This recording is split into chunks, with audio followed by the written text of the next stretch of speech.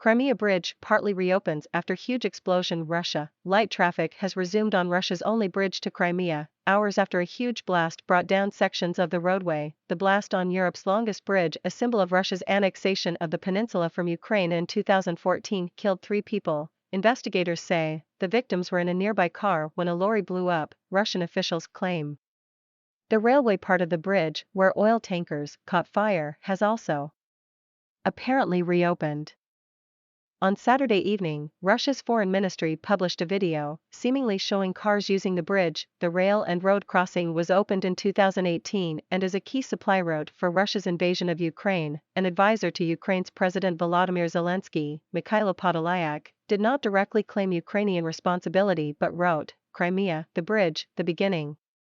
Everything illegal must be destroyed, everything stolen must be returned to Ukraine, everything occupied by Russia must be expelled."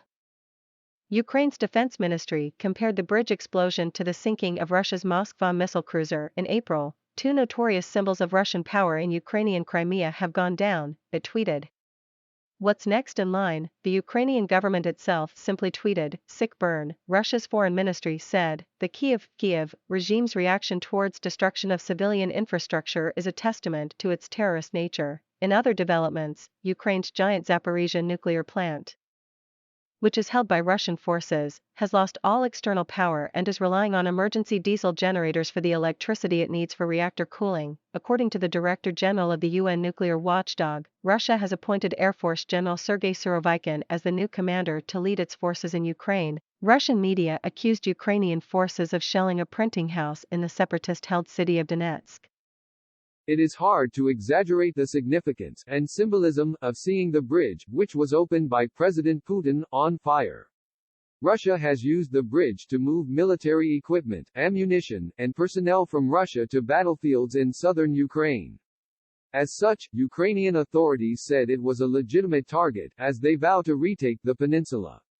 Any attack on Crimea, where the Russian army has a massive presence, will be seen as another massive humiliation for the Kremlin.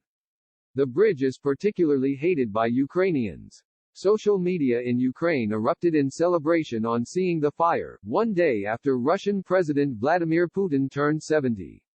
Local authorities in Crimea organized a ferry service between the Russian mainland and the peninsula, for heavier vehicles that can't use the partially reopened bridge. Russia's National Anti-Terrorism Committee said, at 06:07 Moscow time today, 03:07 GMT, an explosion was set off at a cargo vehicle on the motorway part of the Crimean bridge on the side of the Taman Peninsula, which set fire to 7 fuel tanks of a train that was en route to the Crimean Peninsula. 2 motorway sections of the bridge partially collapsed. Crimean parliamentary speaker Vladimir Konstantinov blamed the explosion on Ukrainian vandals, who have finally managed to reach their bloody hands to the Crimean bridge. Russian President Vladimir Putin was briefed about the emergency on the bridge and ordered a government inquiry, Kremlin spokesman Dmitry Peskov said. A criminal investigation is also underway. The 19 kilometers 12-mile bridge across the Kerch Strait, which cost £2.7 billion to build, was opened 4 years after Moscow illegally annexed Crimea. It was